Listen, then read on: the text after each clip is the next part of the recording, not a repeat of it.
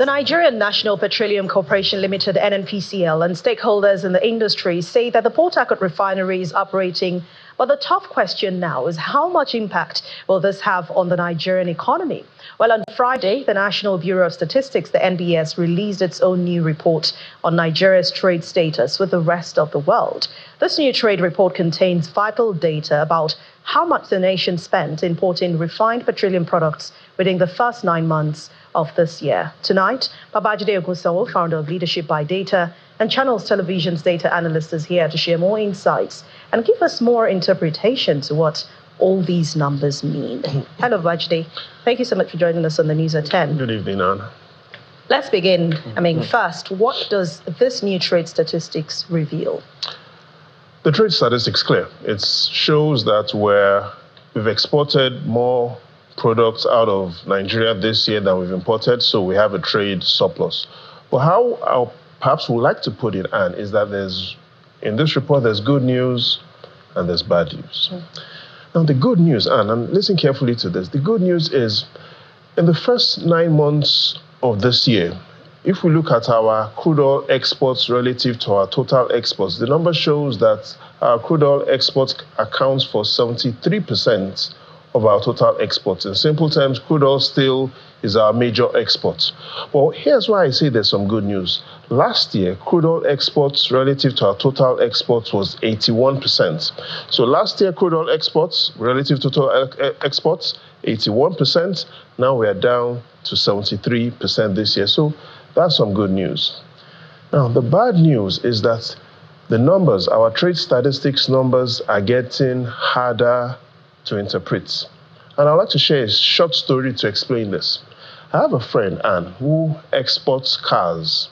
And so he told me that, Jide, in December last year, I exported 10 cars, and each of these cars had an average value of 10 million naira. So he exported 10 cars, each for 10 million naira. So his revenue on these 10 cars, 100 million naira.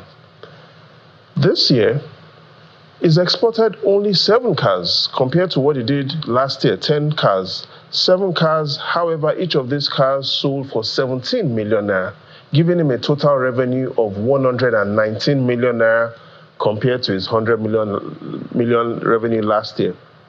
So the point is, if he looks at only his revenue, 100 million naira last year on 10 cars, now 119 million naira on the same brand of cars, the same type of cars, 119 million naira, it will seem as if he's making more money. There's some revenue growth. However, the fact shows that he's selling fewer number of cars because of the value of those cars, if you understand what I mean. So let's take a look at what do Nigeria's import numbers show. Sometimes it will show that we're importing much more, but perhaps the answer isn't that. And if you take a look at our importation trends, I'll explain this better. So yes, in the first 9 months of this year, manufactured goods still accounts for majorly what we're importing. First 9 months of this year, 18.2 trillion naira worth of imports for manufactured goods category, for manufactured goods, oil-related goods, petrol, and all of that, 14 trillion naira compared to what it was in the same period last year, 6.5 trillion naira. And so, yes, you will think that we were importing oil-related goods of 6.5 trillion naira in the first 9 months of last year. Now it has grown to 14 trillion naira. However, the point I'm making is that is not necessarily an absolute growth in quantity. So what we expect from the ports and the National Bureau of Statistics to now do is, unlike previous years where it is okay if we see these absolute numbers, and the absolute numbers are fine when we don't have so much change in the exchange rate. But now that we understand that the numbers for 2022 significantly different from what happened in terms of the currency 2023 and now 2024, it makes no sense trying to compare these numbers with previous years unless we can clearly see the quantity. So now, unlike ever before, we need the numbers now to be coming out with quantity, so it allows us to understand, are we really improving, or are we are we retrogressing? All right, but some observers are really concerned about the capacity or the utilization status of the Port Harcourt refinery. I mean, it's been a topic of discussion for several weeks now, but do we have any reactions or any facts on this situation?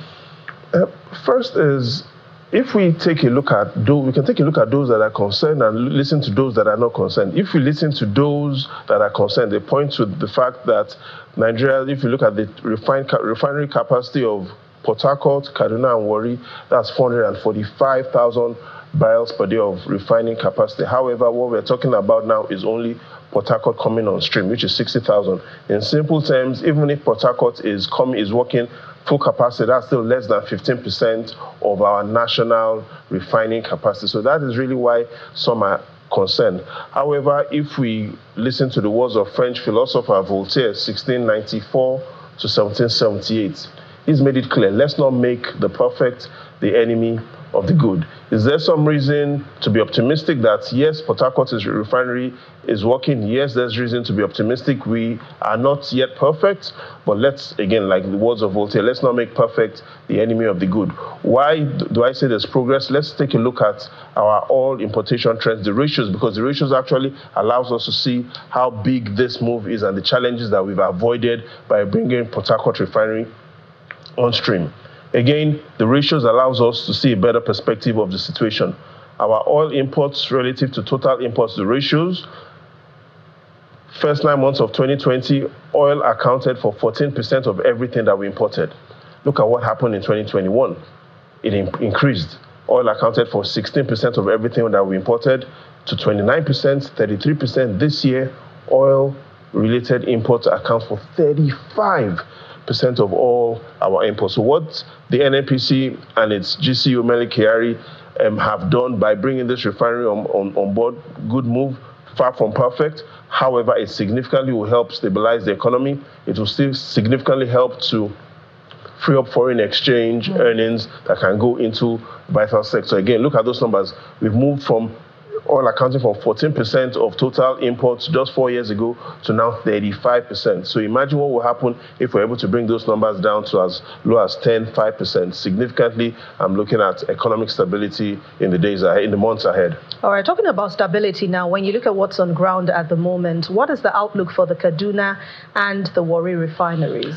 So I think the most important thing right now is the second Port Harcourt refinery, because that is the big deal. That's the real deal. This refinery is 60,000 barrels per day installed capacity. The second Port Harcourt refinery, and 150,000 barrels per day. So the question now on the lips of many observers and watchers is that when will the second Port Harcourt refinery come on stream? However, if you take a look at the positive words from the group chief executive of the NNPC, if you take a look at that, he says that there's some hope. He's made it clear that they said it will never work again, but it worked. They said it will stop working, but it is working. They said the next one will not work, but it will work. So we'll hold him to these words and expect that 2025 will certainly be another good year for Nigerians. All right, that's our prayer and our hope as Nigerians. Thank you very much, Babajide Ogunso, founder of Leadership by Data and Channels Television's data analyst. The pleasure is always mine, Anne. On the news at 10.